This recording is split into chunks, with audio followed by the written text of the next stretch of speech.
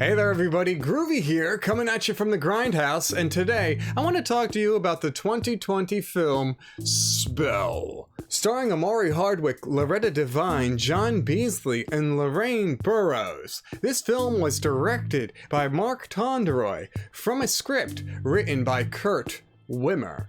Now, if Kurt Wimmer's name sounds somewhat familiar to you movie fans out there, that's because Kurt Wimmer was the writer-director for Equilibrium, starring Christian Bale, and Ultraviolet, starring Mila Jovovich, respectively, as well as the writer for Law Abiding Citizen, starring Gerard Butler. All movies that I enjoy for different reasons and in different ways. As I said, this movie is about a man named Marcus, and Marcus had a rough country upbringing, but he's brought himself past that and has worked beyond it to build himself a nice, comfortable life of success in the big city. But when his father dies, he has to head back to take care of some family business, and he decides to bring along his wife and teenage kids along for the plane ride to go visit the old country. And wouldn't you know it, that when they're on that plane crossing over the Appalachian Mountains, they accidentally crash. And when Marcus wakes up, he's been captured by Eloise, who is played by Loretta Devine, as I said, who does a fantastic job in this film. And it turns out that she is a hoodoo practitioner of sorts, and she's planning on using Marcus in some sort of ritual or spell before the upcoming blood moon. And Marcus has to find a way to get out of her clutches and find his family before it's too late. And all in all, I did really enjoy this film. I thought the acting in this movie was fantastic. I thought Omari Hardwick did a fantastic job. It was great seeing him in something, because the only other thing I can really think of him in was Army of the Dead with Zack Snyder, and I thought he did a pretty good job in that, considering what he was given to work with. Loretta Devine. It's always great to see Loretta Devine, see her name in the credits, or just hear her voice, because whenever I hear her voice, that makes me think, yo, it's Muriel from the PJs, right?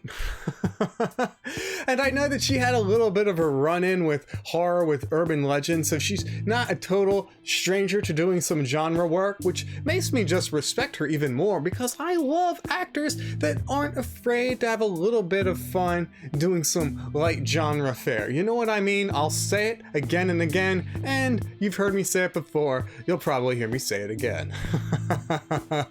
But I did really enjoy this movie. As I said, I thought the acting in this was great. I thought it was well shot. There were a couple scenes that I did really like. I liked the scene involving the foot and something going out of the foot and having to go back into the foot.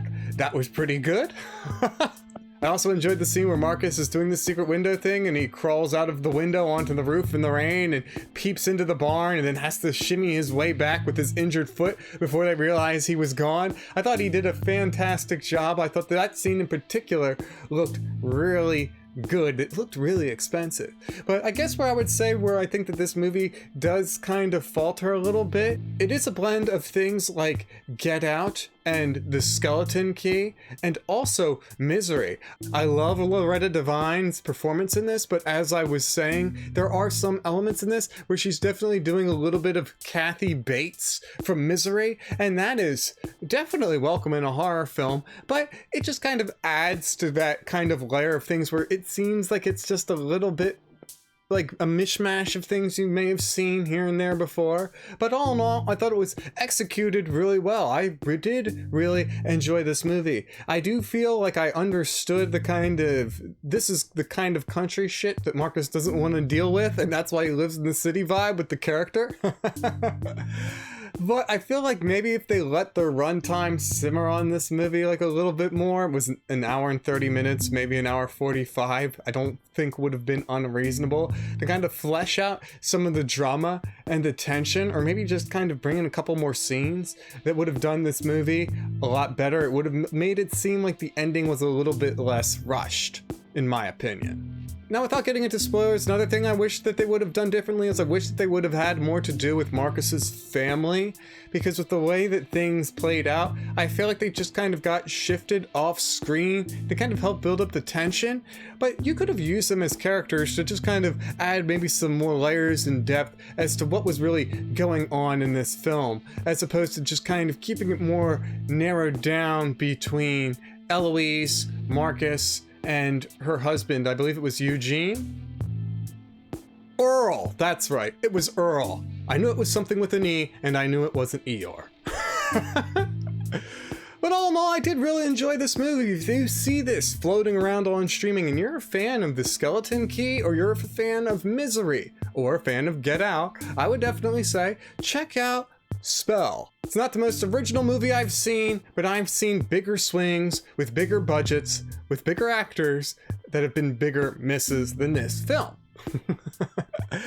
But go check it out. I give it my thumbs up. If you do, come on back. Tell me what you thought in the comments section. Until then, I hope you enjoy the rest of your day. Stay safe, stay classy, but no matter what you do, make sure that you stay groovy, people. We outie. Bye-bye.